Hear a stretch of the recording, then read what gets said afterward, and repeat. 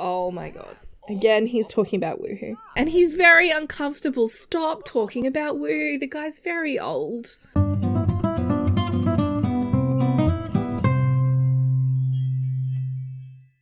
Hi, this is Cass from Aussie Cass Plays, and welcome back to the Priest generation of my Medieval Legacy Challenge. Neither of the Sims actually have work today, and I've got Jacob off. He needed to attend a ceremony as an official. It's a rabbit hole event as part of this mod. So he's off doing that. He'll be back soon. Because he's currently the voice of the book, which is religious official number 5. So he reads from the holy book during ceremonies. I think what's at the moment probably happening with all of these rabbit hole events is he's running his own church, but he still has to go off and participate in some kind of senior led, if you imagine, I don't know, the Pope getting some lower level priests together to do religious-y things. It's one of those. That's what I imagine the rabbit hole events are. So whether that's with Father Poe or whether that's with another senior priest, because I'm kind of imagining that Father Poe may have retired. He needs fun. She needs fun and also to work on her skills. This is the last level of Renaissance Sim. We've blasted through this aspiration. She just needs to change careers one more time. I was actually thinking I'm going to just have them play chess for a little bit. I would still like him to run a sermon. My bigger priority, though, is he's received a letter, or a short penned note would be a more accurate description, from Mortimer Goth II,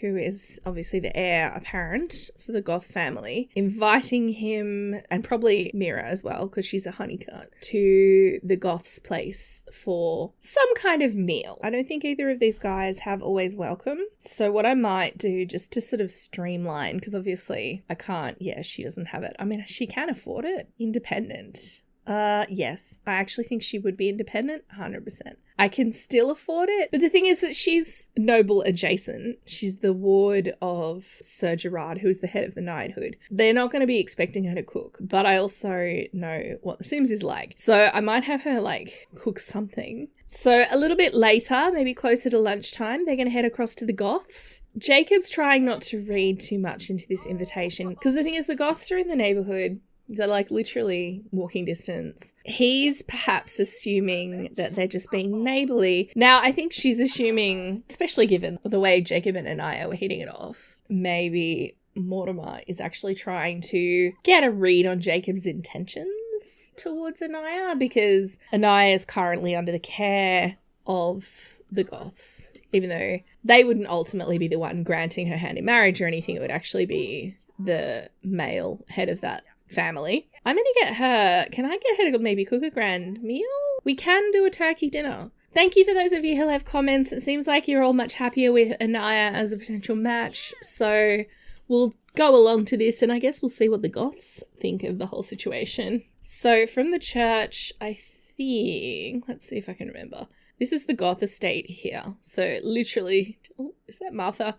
Literally just down the road. Oh, I think I forgot to tell you guys in the last part, Martha has actually moved in with Christina and Jacob. After her husband died, not long after actually, it was the same day in Sims time, but imagine within a few weeks. Her son, Morton, and his wife had a baby, and that house that they were in didn't really have a lot of space. So, she's basically gone to stay for a while. She's actually in Jacob's old room because it's the nicest of the kids' rooms that are empty. That house is so empty now. It's literally just Olive and Martha, and then Christina and Gerard. There's a lot of empty rooms. That's the other reason I did it. But I also kind of wanted, because the thing is, the reason we're seeing Martha in the neighborhood now walking around is, I think, primarily because she lives in Windenburg now. She was actually in a house in Willow Creek. I think I've said this before, but it was a while ago. The Kingdom of Windenburg includes, basically, except for Forgotten Hollow, all of the kind of green worlds. Yeah, Henford on Bagley, but also Willow Creek. There's a few houses in Brindleton Bay. There's obviously Glimmerbrook. That's real satellite stuff. I imagine Glimmerbrook's kind of on the border with the Forgotten Hollows kingdom because of the kind of conifers. Granite Falls, if I'd used it, would be definitely in the Vampire Kingdom. I don't know that we'll actually, in this series, see it. I'm quite partial to this save, so we'll see how it goes once I finish this challenge. All right. We need to get in there and get the food out quickly. We've been to this house a bunch of times over the course of this challenge. I got it from the gallery. It needed quite a bit of work to make it medieval because it was full of like electric lighting and stuff. A lot of the kind of big houses and stuff on the gallery are. And I also changed the palette to be goth-like. But it was originally a gallery download. So if anyone's interested in it, I can go do some digging and find out who the creator was. Oh, he's hungry.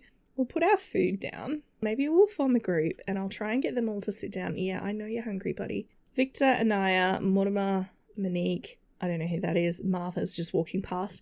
She's probably looking at her childhood home. Oh, that's so... She could actually be here. She's Victor's aunt, strictly speaking, and he was the one that gave her a substantial dowry and organised for her to marry Georgie and made sure she was set up. So they do actually get on, so it does make sense to me. The princess isn't here, which is interesting, which is Mortimer's wife. This is mainly, I think, Mortimer trying to kind of suss out Jacob and his intentions. Does he have table manners? You know, because Anaya's... Obviously, she's a proper lady. Oh, look, she sat opposite him. I will explain to you guys. He's actually the Lord of the Goth house. He's Lord Victor Goth. I've given Mortimer the Lord title as well, purely because he married the princess. The king would have said, if you're marrying my daughter, you're getting that title now. So there are kind of two Lord Goths, but he's a lord in the sense that he's married to a princess. He's the actual Lord of the Goth house. I know it's a bit confusing, but that was the best kind of workaround I could come up with. Oh, the princess is here. So she would be in her third trimester now. She's up having a chat to Martha up the end there. Now, let's try and make a good impression on Victor, because ultimately he's the current head. We're going to leave the cleanup for the butler, because obviously... Why are you talking about woohoo? Oh my god. Maybe Victor asked him if the relations between a husband and wife were a sin in the eyes of the Watcher, and Jacob said no. Oh, they just became good friends, and he adores Victor. I mean, I adore Victor, so that is fair. Oh, Anne looks miserable. Oh no, she looks mad. What's going on there? Why is she angry? So, Mira is apparently talking to the princess from the table, which is terrible manners. I think Princess Anne, especially because she's in a mood and she's actually not the nicest sim in the world, I think, let me just find her traits for you guys. Yeah, she's mean, self-absorbed and outgoing. She's actually pointedly asking Mira, oh, so you're a honeycut, are you? And she's like, yeah. It's like, oh, okay, and who are your parents? You know, which part of the honeycut line do you fit into? And of course, Mira doesn't actually know. She knows she was taken in by Christina, who she views as her mum, but she was taken in by Christina, who is a honeycut, or was a honeycut. But she also knows Christina's not her mum, so she doesn't know. Oh my god. This is really... Why does she keep sitting down here? She wants to get as far away from the princess as possible. So yes, the princess is basically saying, so you're illegitimate then?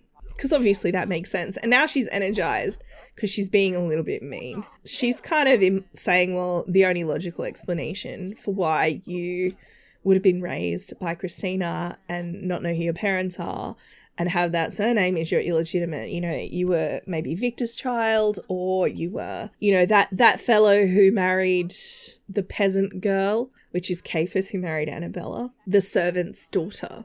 Aww.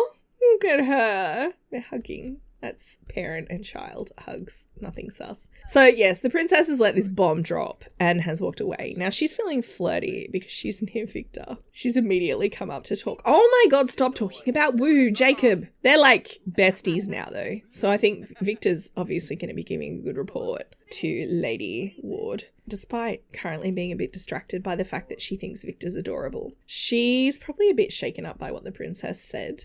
Now, I think Anne is just, I mean, she's not wrong, but she's also, she's a bit of a spiteful person. While she's hardly living in poverty, this is like the nicest mansion, I think, in the entire save. I would say this is equal or nicer than the palace. It's certainly got nicer grounds because the palace is on a much smaller lot. I think she feels like she's slumming it a bit because she's not at the palace. Even if the actual facilities here are just as nice, I think, oh my god. Again, he's talking about woohoo. So that's fun. And he's very uncomfortable. Stop talking about woo. The guy's very old. Oh, Jacob's coming here. Let's have him have a deep conversation with her. I'm actually think Mira's gonna quietly leave word with the butler that when Jacob's looking for her that she's left. I think she's gonna go. I know she's feeling very flirty, but I feel like the things that Anne said would have really kind of... She's thought about that kind of thing before, but she's sort of avoided thinking about it. She's a very logical sim. I'm gonna say court, which I think is the flirt for proper sims, and we'll see how she reacts. Because obviously they get on really well. The reason for this lunch is Anaya has said to Victor, I really like Jacob. He's now decided he likes him. He's gonna write to Lady Ward and Lord Ward, who are the mother and son. In happy news, your daughter has found a man she finds attractive, and where are you going? And he's he has a position. He's the head of the local church, and he's a very promising young man, and blah, blah, blah, basically. The kind of thing that happens next... I like how she's keeping an eye on them. She's like, I know what young people are like. So what I'm thinking is that probably in the next part, Judith is going to invite Jacob and Anaya to come and stay with her for a couple of days to meet him and judge for herself. So I think that could be really interesting. And it also will give you guys a look at, oh, you sad Seamus. It'll give you guys a look at the house that we would live in next generation. Obviously, we would customize it to suit our needs. I got the house from the gallery, but I spent all of last night making it over, and I think it's gorgeous. So I'm very excited. It's funny how I do this to myself. I did the same thing with Jacob. I created the church when I think Gerard was very young, or possibly even in the generation before. And then I was so excited for the priest gen. I'm doing the same thing with the next gen. It's fine though. I'm actually going to send him home. You are absolutely not back floating. But he's walking home. He's probably feeling guilty that he didn't notice when Mira left. Now, she's been thinking, and I think she's decided she wants to talk to Christina. Obviously, it's quite late. She does have work, quote unquote work tomorrow. I'll have her work from home though, because you can do that with the gardening career, and it's super easy on account of how we have a garden. So I just bought the frugal trait for Jacob because our bills were $4.5 grand, which is not cheap because all of this religiosity and splendor and everything costs a lot of money. It's interesting because in terms of the size of the bedrooms and stuff, this place is actually probably a little bit of a downgrade. I mean, this is a bit smaller than what Mira had. I do feel like it's a little bit of a downgrade from that point of view, the living area. That's the thing, he is actually funding the upkeep of the church itself. Right before the bills arrived, we had one of those, hey, you seem like a great person, want to make a donation to charity? And I said yes. So we're actually 1,000 down from that as well. But I thought if Jacob has the money, he will spend the money. I'm gonna get her to come down and give a hug to Christina. I'll just make sure this top floor's unlocked. So she's giving her mum a hug and she's like, thank you for coming. And I want to add them to a group and we'll have them go up. If I had that tea set, God, I wish I knew where it went. It's very strange. I guess I could buy them a new one, but it's just a bit confusing. We've got another tea set. If this happens again, I'm actually going to reimburse them the cost. So I'm going to have them come up here and sit together and we'll put on some tea. Calming chamomile. I think she's probably feeling a bit nervous about asking this question. It's been the elephant in the room her whole life, and she's a very clever girl. And I think she'd come to the same conclusion as Princess Anne a long time ago. She just hadn't ever kind of wanted to ask. If she didn't look so different than Gerard and Christina's kids, I think she would have liked to have just pretended she was actually just their kid, So she's putting the tea on, and then I'm going to have her basically ask about other Sims. Now, she technically does know Cherish, she was in the same household as Cherish. But what I'm imagining is that Christina is basically admitting the truth. Mira's like, hey, Princess Anne said this. And Christina's like, what do you mean you haven't met Cherish? You hate Cherish's guts. So she's basically saying, look, is it true? Am I a bastard child of the Honeycarts? Is it Cephas, the one who married the servant girl? And I think Christina's saying, well, first thing you need to understand is the servant girl is actually a distant cousin of Gerard's.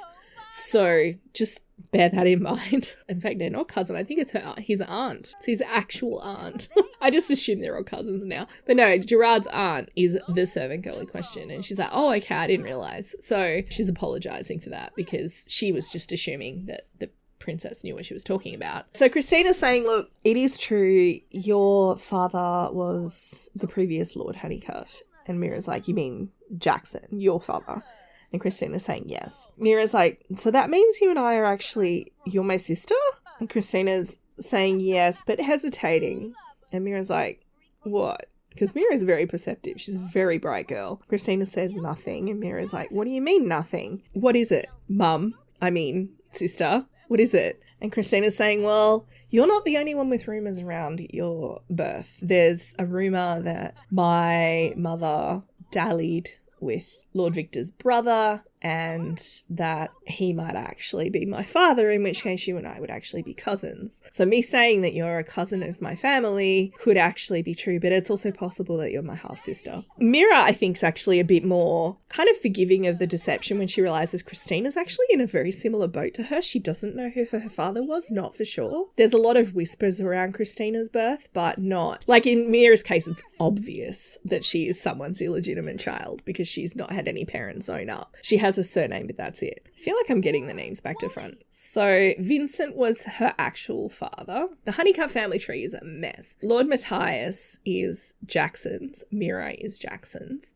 Christina's dad was Vincent, who never actually had any other children. He literally just had Christina. The thing is, Christina doesn't know that. You and I know that because we're looking at that family tree. Now, Jacob, I think, has obviously been walking in and out. He's heard this conversation. He's probably a bit shocked at the idea that his mum, as well as his sister, were perhaps born out of wedlock. Obviously, medieval Christianity, this would be deeply scandalous. And I feel like even in this save, it's pretty scandalous. But I don't think the Watcher cares as much. Like, there's nothing in the kind of tenets of the Watcher. The Watcher cares about the occults, which is hilarious because I imagine I am the Watcher and I don't care about the occults. In fact, I love my occults, but that's okay. Let's serve tea to Christina. By the way, if you only watch this series, I did mention it in one of my other videos. I have a new mod. It's by Carl, and he has a mod that you can literally just queue, try to make friends, and it will queue friendly interactions that are generally small talkish. So it's great, especially for those of you that maybe make videos. It's awesome because I don't have to click 50 bajillion times and then the sim gets up halfway through the conversation and leaves because I've been describing what they're talking about and I haven't forgotten to queue actions, and then one of the sims buggers off because it happens all the time. I'm going to get Mira to clean up. I actually think her next port of call is going to be Cherish because Christina will have said, you're my father's child by the maid. Thing is, Mira's met Sir Murch. So she knows Sir Murch is married and has kids, but she's literally not met Cherish in her living memory. Basically, I aged her up from a baby to a toddler and they got rid of her straight away. So she would have been like 1 year old when she was in that household. She doesn't remember Murch as a father figure. She doesn't remember Cherish at all. Oh, Gerard's just rocked up. He's like, hey, I've come to collect you, wife. I don't think I'm going to have Mira go and speak to Cherish in this part because I don't want it to get too long. I feel like I get excited about the story that I'm telling in the gameplay and then I create way too much footage for myself. Then it takes me 1,000 years to edit it. They've come over here to eat my food. I'm really not that rich, you guys. I'm just saying. I think I'm going to leave this one here. Let me know what you guys think. I might actually, next part, I'll actually do a bit of both. So, because Mira's going to stay in the household so we don't lose the household. And I might actually have Mira go talk to Cherish. And then I'll also have Jacob move with Anaya temporarily into the Ward household so they can... Because the thing is, it'd be like a carriage ride to get there. So we're talking like a day's commute on a carriage. And now's really the time to do it because he doesn't work again until Friday. So I really need him to kind of go tomorrow. It's possible Mira might take a couple of days to work up the courage and maybe she won't actually do that until after Jacob gets back. I'd love to hear from you guys. To me, it seemed like it was time that Mira started asking these questions, and I figured Princess Anne's a little bit of a piece of work, and she's the kind of sim who wants to know the social rank of all of the people around her, and like, what are you worth bothering engaging with? She's put Mira in the not worth bothering engaging with category. I'm gonna leave this one here. If you've enjoyed, please like and subscribe. You know the drill. Don't forget to wash your hands, and I will catch you next time. Thanks for watching.